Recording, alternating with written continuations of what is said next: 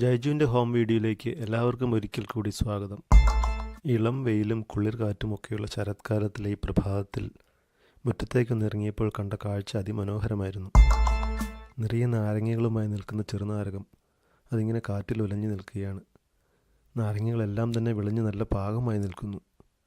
ഈ നാരങ്ങകൾ എങ്ങനെ ഉപയോഗപ്പെടുത്താമെന്ന ആലോചന ചെന്ന് നിന്നത് രണ്ട് കാര്യങ്ങളിലേക്കാണ്. നീര് പിഴിഞ്ഞ് സ്ക്വാഷ് ഉണ്ടാക്കുക, മിച്ചം വരുന്ന തൊലി ഉപയോഗിച്ച് നാരങ്ങ അച്ചാറുണ്ടാക്കുക. എങ്ങനെയുണ്ട് ഐഡിയ?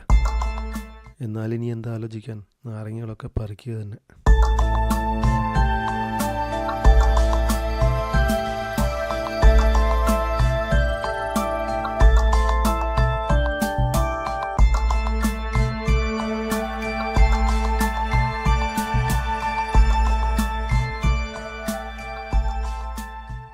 അങ്ങനെ വേഗത്തിൽ തന്നെ നാരങ്ങകളെല്ലാം പറിച്ചു.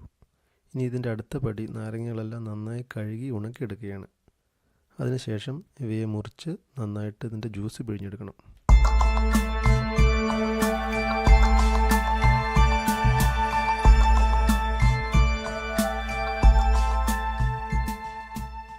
ഈ നാരങ്ങകൾ കുരുവില്ലാത്ത ഇനമാണ്. അഥവാ കുരുവുള്ള ഇനമാണെങ്കിൽ അതിൻ്റെ കുരുവെല്ലാം ജ്യൂസ് പിഴിഞ്ഞതിന് ശേഷം നമ്മൾ പെറുക്കി മാറ്റണം. ഇതിൻ്റെ ജ്യൂസ് പിഴിയുന്നതിനോട് കൂടെ തന്നെ ഇതിൻ്റെ തൊലിയും ചെറിയ കഷ്ണങ്ങളാക്കി മുറിച്ച് വെക്കുന്നുണ്ട് അച്ചാറുണ്ടാക്കാൻ വേണ്ടി.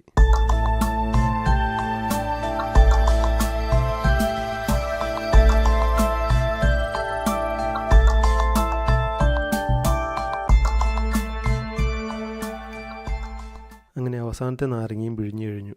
ഇനി ഇതിൻ്റെ തൊലികളെല്ലാം ചെറിയ കഷ്ണങ്ങളാക്കി മുറിച്ച് ഒരു ഭരണിയിലിട്ട് വെക്കാം. ഈ പിഴിഞ്ഞ ജ്യൂസ് അളന്നു നോക്കുമ്പോൾ അത് 2 ലിറ്ററോളം ഉണ്ടായിരുന്നു. ഇനി അതേ അളവിൽ ഒരു പാത്രത്തിൽ വെള്ളമെടുത്ത് അടുപ്പിൽ വെച്ച് തീ കത്തിച്ച് നമുക്ക് ചൂടാക്കാം. ഈ വെള്ളത്തിൽ ബേ ലീവ്സ് അല്ലെങ്കിൽ സർവ്വസുഗന്ധി അങ്ങനെ എന്തെങ്കിലുമുള്ള ഇലകൾ ഇട്ട് കൊടുത്തു കഴിഞ്ഞാൽ നല്ലൊരു ഫ്ലേവർ ലഭിക്കും. ഇനി നമുക്ക് വേണ്ടത് പഞ്ചസാരയാണ്. 2 കപ്പ് ജ്യൂസിന് 4 കപ്പ് പഞ്ചസാര വേണം. ഇവിടെ ഉപയോഗിച്ചിരിക്കുന്നത് വെളുത്ത നിറത്തിലുള്ള പഞ്ചസാരയാണ്.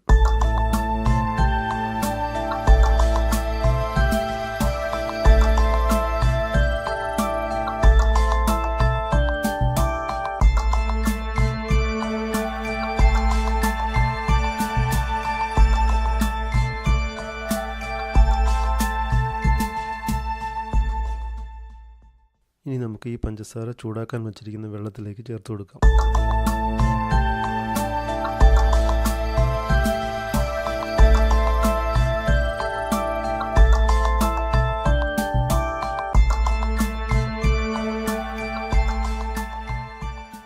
ഇനി വേണ്ടത് ഈ പഞ്ചസാര വെള്ളത്തിൽ പൂർണ്ണമായി ലയിച്ചു ചേരുന്നത് വരെ ചെറിയ തീയിൽ വെച്ച് ഇളക്കി കൊടുത്തുകൊണ്ടിരിക്കണം.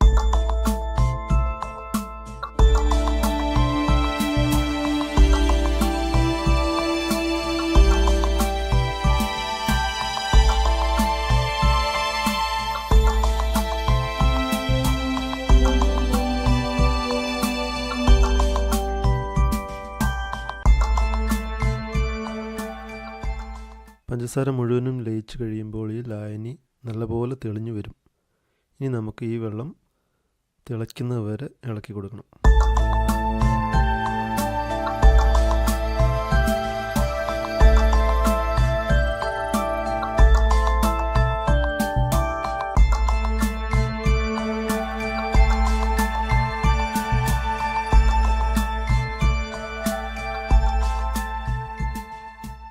ഈ ലായനി തിളച്ച് കഴിയുമ്പോൾ ഇതിലിട്ടിരിക്കുന്ന ഇലകളെല്ലാം നമുക്ക് എടുത്തു മാറ്റാം. അതിനുശേഷം കുറച്ച് നേരം കൂടി ഇളക്കി കൊടുക്കുക.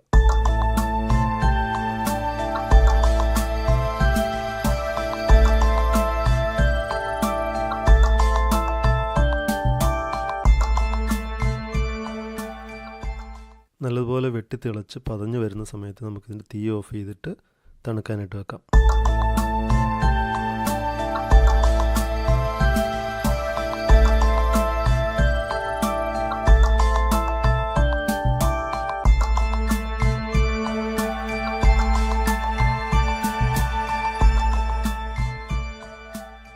ഇതിൻ്റെ അടുത്ത സ്റ്റേജ് എന്ന് പറയുന്നത് നമ്മൾ തണുപ്പിക്കാൻ വെച്ചിരിക്കുന്ന ഈ പഞ്ചസാര ലായനിയിലേക്ക് മുമ്പ് പിഴിഞ്ഞു വെച്ചിരിക്കുന്ന നാരങ്ങ ജ്യൂസ് ചേർത്തിട്ട് മിക്സ് ചെയ്യുകയാണ്.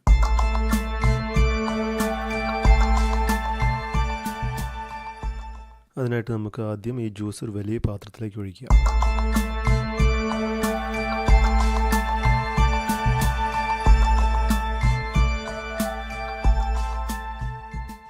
അതിനുശേഷം തണുപ്പിച്ച് വെച്ചിരിക്കുന്ന ഈ പഞ്ചസാര ലായനി ഈ നാരങ്ങ ജ്യൂസിലേക്ക് നമ്മൾ മിക്സ് ചെയ്ത് ഒഴിച്ചു കൊടുക്കുകയാണ്.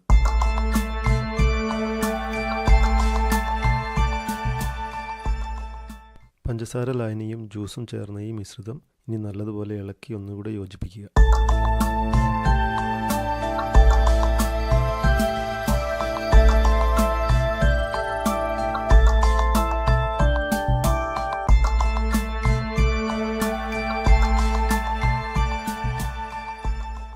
അങ്ങനെ സ്ക്വാഷ് ഇവിടെ റെഡിയായിരിക്കുകയാണ്. ഇതിൽ പഞ്ചസാര അല്ലാതെ നമ്മൾ ഒരു പ്രിസർവേറ്റീവ്സും ചേർത്തിട്ടില്ല. ഇനി നമുക്കിത് എങ്ങനെയുണ്ടെന്നൊന്ന് ടേസ്റ്റ് ചെയ്ത് നോക്കണ്ടേ. ഇതിൽ നിന്നും 1 സ്പൂൺ സ്ക്വാഷ് നമുക്കൊരു ഗ്ലാസ്സിലേക്ക് ഒഴിക്കാം. അതിനുശേഷം അതിലേക്ക് വെള്ളമൊഴിച്ച് മിക്സ് ചെയ്ത് അങ്ങനെ തന്നെ കുടിക്കാവുന്നതാണ്.